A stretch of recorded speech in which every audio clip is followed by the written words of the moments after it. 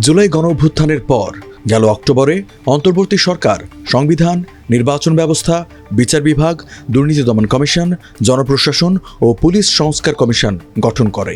ফেব্রুয়ারি মাসে কমিশনগুলো পূর্ণাঙ্গ প্রতিবেদন দেয়।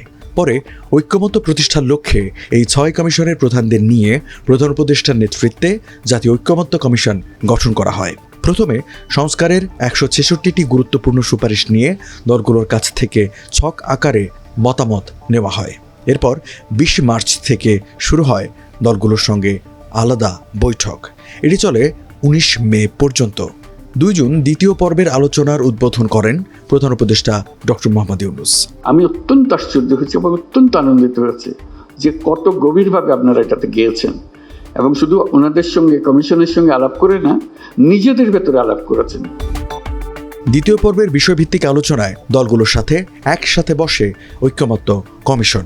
এই পর্বে মৌলিক সংস্কারের 20টির মতো প্রস্তাব নিয়ে আলোচনা হবার কথা রয়েছে।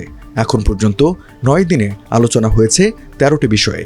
এগুলো হলো সংবিধানের 70 অনুচ্ছেদে পরিবর্তন, বিরোধী দল থেকে সংসদীয় কমিটির সভাপতি করা, 100 নারী আসনে সরাসরি ভোট, দ্বিকক্ষ বিশিষ্ট সংসদ, প্রধান বিচারপতি নিয়োগ, জাতীয় সাংবিধানিক কাউন্সিল এনসিসি গঠন, রাষ্ট্রপতি পদে নির্বাচন, প্রধানমন্ত্রীর মেয়াদকাল, সংবিধানে রাষ্ট্রের মূলনীতি, নির্বাচনী এলাকার সীমানা নির্ধারণ, তত্ত্বাবধায়ক সরকারের রূপরেখা, রাষ্ট্রপতির ক্ষমা প্রদর্শন এবং বিচার বিভাগ বিকেন্দ্রীকরণ। এর মধ্যে এনসিসির পরিবর্তে সাংবিধানিক ও সংবিধিবদ্ধ প্রতিষ্ঠান নিয়োগ কমিটি গঠনের নতুন প্রস্তাব আনা হয়েছে। সাংবিধানিক ও সংবিধিবদ্ধ প্রতিষ্ঠানের নিয়োগ কমিটির এখতিয়ারের মধ্যে বলা হয়েছে যে তারা কেবলমাত্র সাংবিধানিক ও সংবিধিবদ্ধ প্রতিষ্ঠানগুলোর সদস্যদের প্রধানদেরকে নিয়োগ দেবেন। 13টি সংস্কার প্রস্তাবের মধ্যে যে 5টি বিষয় ঐক্যমত্য হয়েছে সেগুলো হলো সংবিধানের 70 অনুচ্ছেদে পরিবর্তন, বিরোধী দলগুলোকে আসনের অনুপাতে সংসদীয় কমিটির সভাপতি পদ দেয়া, নির্বাচনী এলাকার সীমানা নির্ধারণে কমিটি গঠন, রাষ্ট্রপতির ক্ষমা প্রদর্শন সম্পর্কিত বিধান সংশোধন এবং বিচার বিভাগ বিকেন্দ্রীকরণে বিভাগীয় শহরে স্থায়ী বেঞ্চ স্থাপন। হাইকোর্টের স্থায়ী বেঞ্চ বিভাগীয় পর্যায়ে স্থানান্তর প্রতিষ্ঠা করার ব্যাপারে ঐক্যমত্য তৈরি হয়েছে। এজন্য সুস্পষ্টভাবে সংবিধানের 100 অনুচ্ছেদে পরিবর্তন করার প্রয়োজন হবে এবং সেই ব্যাপারে ঐক্যমত্য তৈরি হয়েছে। এছাড়া আরও বেশ কিছু বিষয়ে আংশিক ঐক্যমত্য হয়েছে। সংসদ দ্বিকক্ষ বিশিষ্ট করার প্রস্তাবে বিএনপি সহ বেশিরভাগ দল একমত হলেও উচ্চকক্ষের নির্বাচন প্রক্রিয়া ও ক্ষমতা নিয়ে মতভিন্নতা রয়েছে।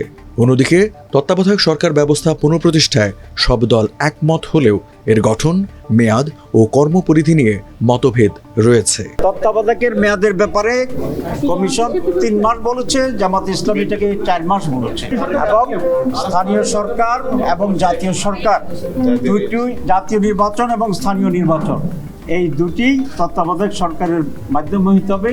এটা আমাদের দাবি। যেখানে স্থানীয় সরকারের অন্ততপক্ষে 4টা স্তর আছে আমাদের দেশে এবং প্রতিটি স্তরের নির্বাচনের জন্য কমপক্ষে 6 মাস সময় লাগে, এটা ইন প্র্যাকটিস। সেই হিসাবে তো কেয়ারটেকার গভর্নমেন্টকে 5 বছর থাকতে হবে যদি স্থানীয় সরকারগুলো নির্বাচন করতে হয়। এগুলো আর সব অবাস্তব প্রস্তাব। এক ব্যক্তি জীবনে সর্বোচ্চ 10 বছর প্রধানমন্ত্রী পদে থাকতে পারবেন, এমন প্রস্তাব নিয়ে রাজনৈতিক দলগুলো মোটামুটি একমত হলেও এখনও সিদ্ধান্ত হয়নি।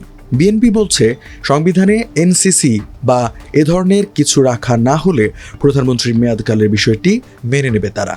অন্যদিকে এনসিসি বা এ ধরনের কমিটি সংবিধানে রাখার পক্ষে জোরালো মতামত জানিয়েছে এনসিপি সহ বেশ কিছু দল।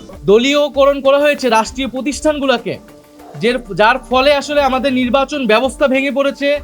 আমাদের দুর্নীতি দমন কমিশন সেটা শুধু বিরোধী দল বা বিরোধী নেতাদের দমন করার একটা কমিশনে পরিণত হয়েছিল। এই কমিশনগুলো সম্পূর্ণভাবে নির্বাহী বিভাগের একজন ব্যক্তির এবং একটা দলের আজ্ঞাবহে পরিণত হয়েছিল। তাহলে এই ব্যবস্থা তো আমরা চাই না। সমস্ত সংস্থাগুলোর স্ব আইন যেগুলো আছে তার মধ্যে আমরা সংশোধনী আনি এবং সেই আইনগুলোতে সংস্কার করে আরও স্বচ্ছতা, জবাবদিহিতা আমরা নিশ্চয়তা বিধান করি এবং সেই গঠন প্রক্রিয়াটা আরও শক্তিশালী।